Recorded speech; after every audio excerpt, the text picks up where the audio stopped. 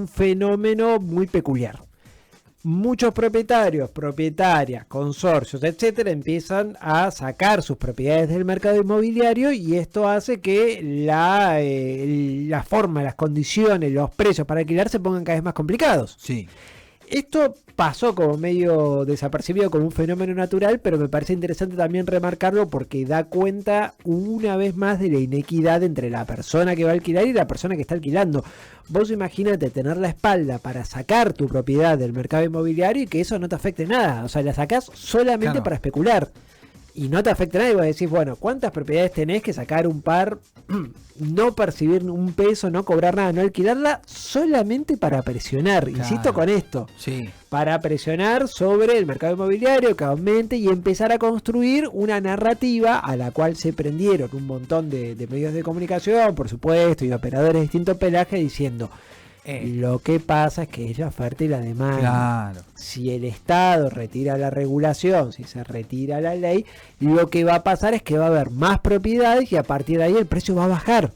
Esto que parece absolutamente insólito y propio de una persona que nunca alquiló en su vida, se repitió, claro, sí, se repitió y se sigue repitiendo hasta el día de hoy con... Gracias a que la ley se derogó, hay mayor cantidad de propiedades en alquiler y por lo tanto bajó el precio. Bueno, efectivamente hay más propiedades en alquiler, pero el precio no bajó en absolutamente nada, las condiciones no mejoraron absolutamente nada, y esto que se decía, que sonaba realmente tan insólito para una persona que alquila, bueno, efectivamente terminó siendo así. Para que nos amplíe un poco la situación, en este momento estamos en comunicación telefónica con Gervasio Muñoz, el presidente de la Federación de Inquilinos Nacional y también referente de inquilinos agrupados. Gervasio, muy buenos días, gracias por atendernos. ¿Qué tal? Buen día, ¿cómo andan?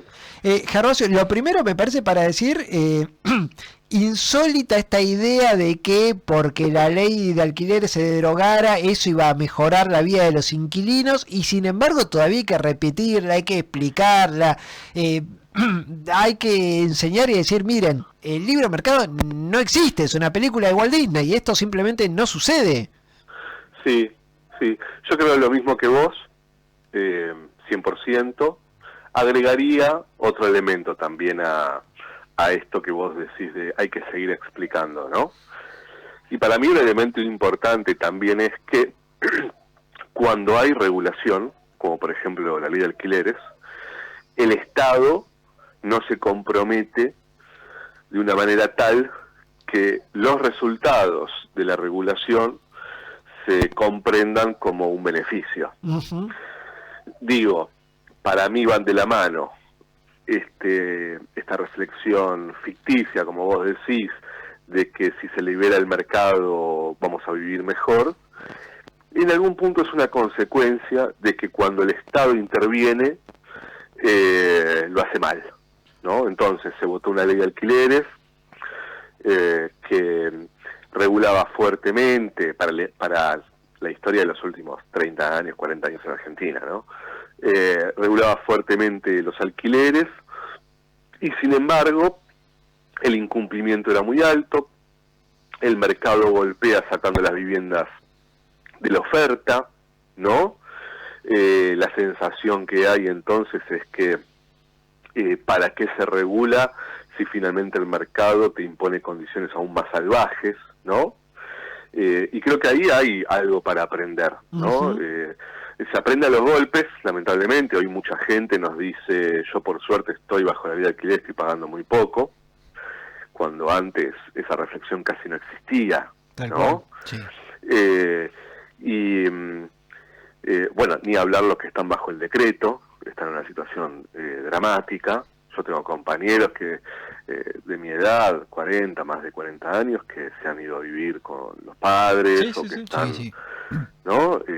Digo, estamos en una situación realmente dramática, y creo que sí, que tenemos una tarea muy importante, que es explicarlo y construir, obviamente, las condiciones para para cambiar esta situación. Otra cosa que favorece pedagógicamente la explicación son los hechos, y en este caso el hecho que registra inquilinos agrupados es que 6 de cada 10 inquilinos e inquilinas se estarían endeudando para solventar los gastos justamente del alquiler. ¿Eso es así, Gervasio? Sí, y un 30% se endeuda para poder seguir pagando los alquileres. Hay que ver cuánto se sostiene eso, ¿no?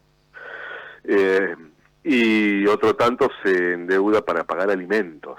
Estamos hablando, en el informe completo, se ve el perfil de los que respondieron la encuesta. Trabajadores registrados con altos niveles de estudio, ¿sí? Estamos diciendo que en ese sector de trabajadores registrados con altos niveles de estudio se están endeudando para comprar alimentos y pagar el alquiler, ¿no? Y a mí me parece que ahí hay un dato muy importante del drama que se vive en Argentina, ¿no? Gervasio, el tema de la vivienda, el tema de los alquileres, debería ser un tema de un próximo gobierno que sí incorpore demandas populares a su programa de gestión. Totalmente. Yo creo que el alquiler de vivienda es no solo una obligación que sea parte de cualquier programa, sino que para mí me parece que es obligación de cualquier programa popular, de mayorías, entender que hay nuevas demandas y que no se solucionan con las propuestas de hace 20 años y mucho menos de hace 100 años, ¿no? Hay una cosa medio de naftalina en el debate hoy, mezclado con internismo, ¿no? Que es esto de la doctrina y de que Perón decía, ¿no? Y después cuando uno plantea, mira, si sos tan fanático de Perón, Perón congeló el precio de los alquileres. No, bueno, pero bueno, no, porque Perón nunca combatió el capital, mirá, congeló el precio de los alquileres durante todo su gobierno, desde el 43 hasta el 55. Y no solo eso, bueno, sí. No, bueno. Digo que no solo eso, sino que en esas épocas no existía la diferencia que hay hoy entre quienes alquilan y quienes son propietarios, ¿no? Porque estamos hablando de una época, mitades del siglo XX, y hasta más o menos podemos signar el comienzo de la última dictadura cívico-militar. Era bastante parejo el número de quienes eran propietarios y quienes eran inquilinos, ¿no? Cosa que hoy es... Cuando ingresa Perón en el 43 a la Secretaría de Trabajo, el 65% de la población era inquilina. Cuando se va Perón, por el golpe de Estado del 55, se va con 65% de la población propietaria. Claro, es tremendo el cambio. Mira, vuelta la distribución de la riqueza en Argentina, liquidando el negocio de la vivienda. Totalmente. Además. Recién nos mandaba un mensaje un oyente, Vanina, decía: acabo de dejarle mi aguinaldo para pagar la prórroga del contrato de alquiler. El mes que viene no habrá aguinaldo, así que es un misterio quién pagará la segunda cuota de, entre comillas, los gastos de inmobiliaria. Y pensemos que esta oyente es una trabajadora registrada que tiene un aguinaldo para poder hacerle plata a todo esto. Exacto, total. Bueno, es un poco lo que charlábamos recién, ¿no? Las condiciones que fija el mercado son excluyentes, y por lo tanto quien puede ingresar al mercado del alquiler de vivienda en Argentina con dificultades, obviamente, son los trabajadores registrados, porque te piden 3 recibos de sueldo que triplican el valor del alquiler, porque eligen, si va un monotributista contra uno que tiene un trabajo registrado, eligen al trabajador registrado, ¿sí? Y sobre ese sector es hacia donde apunta el mercado inmobiliario para quitarnos ingresos, ¿no? Bueno, nos quitan el aguinaldo, nos quitan más de la mitad del salario, etcétera. Esa es la nueva forma de acceder a la vivienda en el mundo, ¿sí? El mercado entendió que la forma de quedarse con los ingresos estables, ¿no? de las familias ya no es el crédito hipotecario después de la crisis del 2008, sino el alquiler. en donde si una persona pierde el trabajo o tiene una situación mala, automáticamente es reemplazada por otra, ¿no? No hay deuda, no hay juicio con un banco, no hay nada.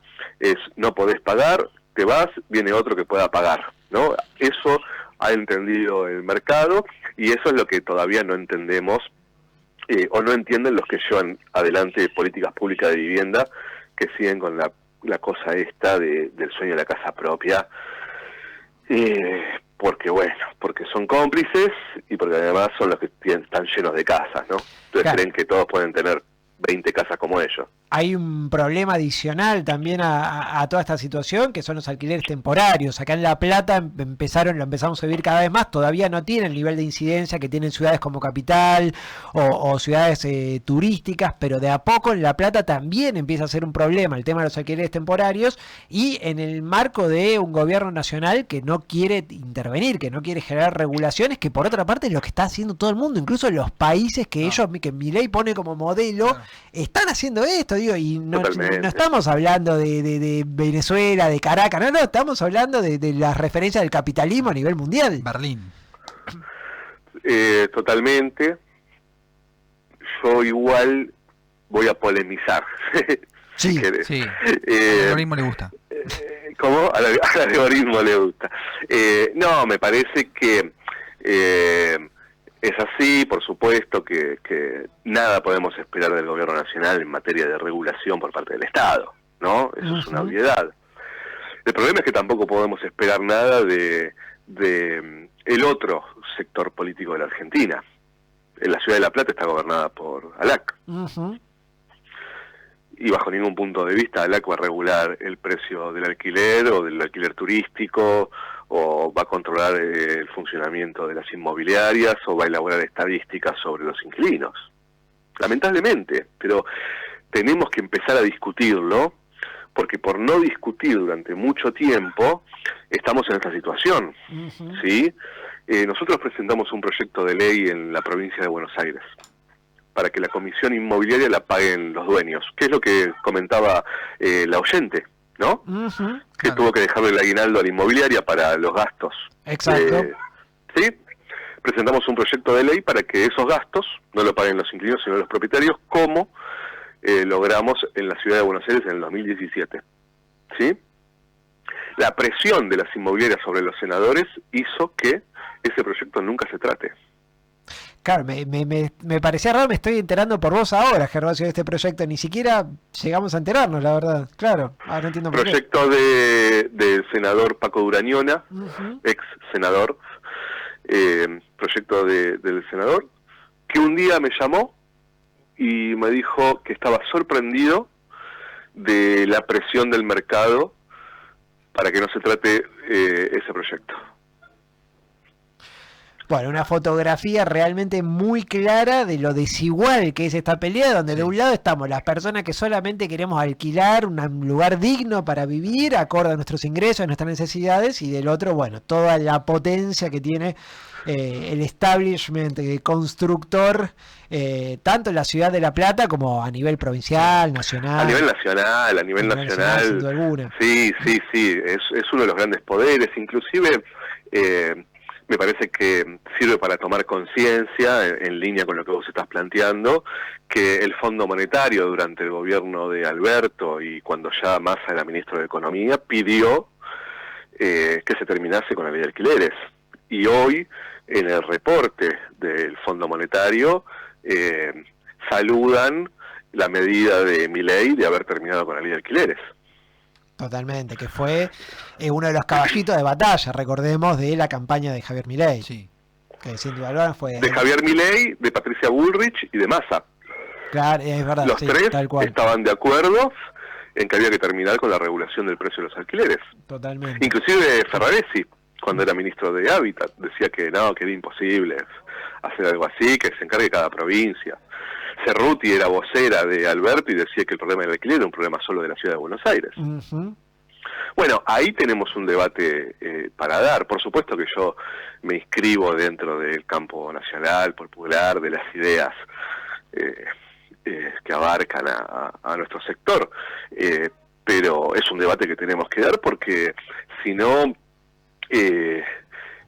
sería una nueva música con la misma letra, Claro. ¿no?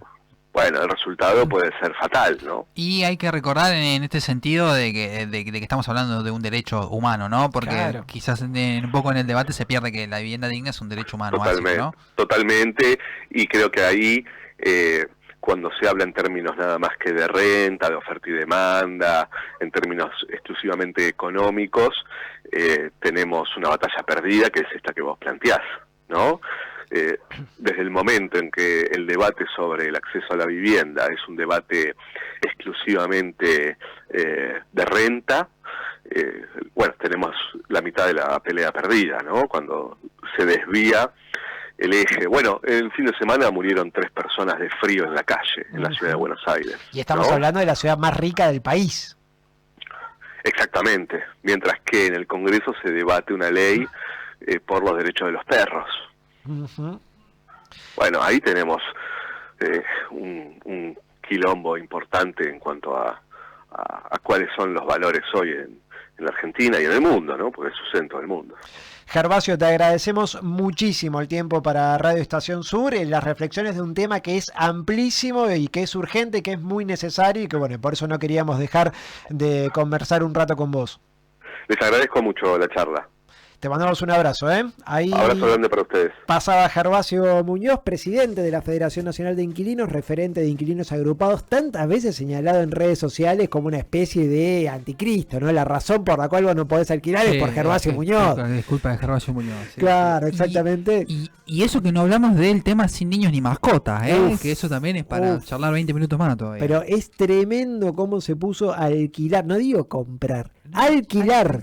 Alquilar un monoambiente, alquilar un departamentito, alquilar un lugar para vivir. Bueno, parte de todas estas razones recordaba mientras decía Gervasio Muñoz también que este debe ser un insumo de discusión muy importante para la fuerza del campo nacional y popular.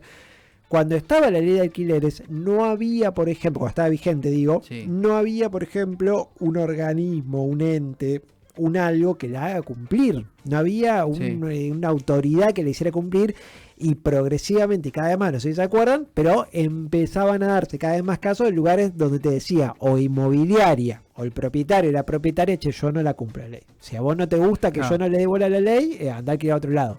Pero yo la ley no le doy bola, hago como que no existe. Y decís, pero no podés hacer como que la ley no existe porque no te gusta. Claro. Y podían justamente porque no había ningún tipo de sanción, no había ningún tipo de costo, no había ningún tipo de problema. En realidad te decía, mira, yo la ley hago como que no existe y si no te gusta lo lamento. Y bueno, y efectivamente era así y no pasaba nada. O el propietario o la propietaria que decía, bueno, yo hacemos bajo la ley, pero no lo voy a declarar ante la FIP, que era una de las cosas que te pedía Sí. la ley. Y bueno, y no se declara ante la FIP, ¿y qué podías hacer? Y le ibas a litigar al propietario, a la propietaria. Decía bueno, más o menos me cumplí los 3 años de contrato. ¿Cómo vamos a hacer para aumentar y no pagar los gastos? Y bueno, y cierro, ¿qué voy a hacer? Te pongo la firma y sí, Sí. y no pasa nada. Bueno, esa inequidad, esa desigualdad entre la persona que alquila y la persona que va a alquilar, se supone que el Estado es donde tiene que intervenir ahí fuerte para hacer cumplir la ley, que efectivamente la cosa quede un poquito más equiparada. Eso fue algo de lo que no sucedió y me parece que también es algo que es importante para poder revisar, porque claro, las personas que necesitamos un lugar para alquilar somos millones Sí, en todo el país. muchos, Muchísimos. Entonces hay una demanda ahí, la cual hay que darle una respuesta concreta. Yo pensé que las elecciones se habían perdido culpa de Rebord. O es culpa de la Inca también. Bueno, parece que no era culpa de la Inca, no era culpa de Rebord. Hay algunas cuestiones un poquito más complejas para debatir, sin lugar a dudas.